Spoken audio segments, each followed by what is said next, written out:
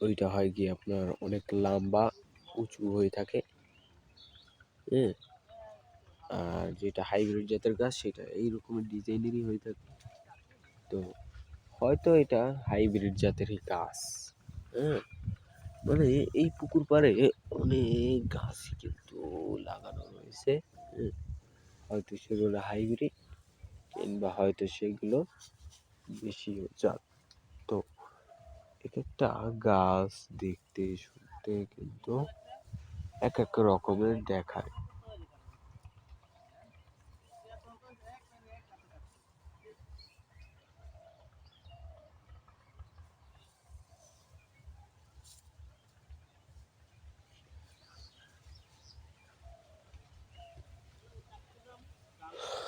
তো মূলত আপনারা যারাই এই সকল গাছপালা লাগাবেন কিনা তারা একটু খোলামেলা জায়গা, পরিষ্কার জায়গা, হ্যাঁ, এরকমের জায়গা দেখে তারপর গাছপালা লাগানোর চেষ্টা করবেন।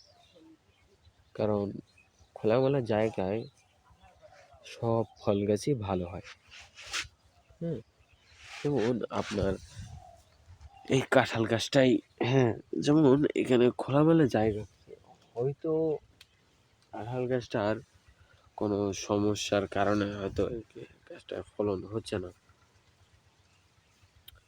কিন্তু যদি এই গাছটা যদি আপনার ভালো হতো, মানে ভালো জাতের হতো তাহলে হয়তো ফল দিত। বা এটার এই যেমন আমি এইটা দিয়ে বুঝি, যেমন এই কাঁঠাল গাছটা কিন্তু ফলন যে দিচ্ছে না, এটার কিন্তু কোনো একটা উপায় কিংবা কারণ রয়েছে।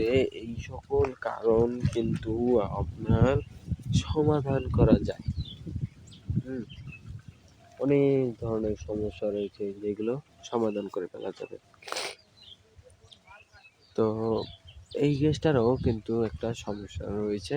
হুম, সেইটা কিন্তু আপনার সমাধান করা যেতে পারে। হুম, এই কাঁঠাল গাছটা থেকেই।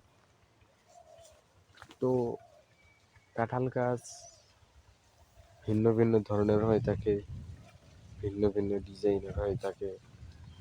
হ্যাঁ, যেমন এইটা হাইব্রিড জাতের গাছের মতন, কিন্তু এটা হয়তো হাইব্রিড জাতের গাছই।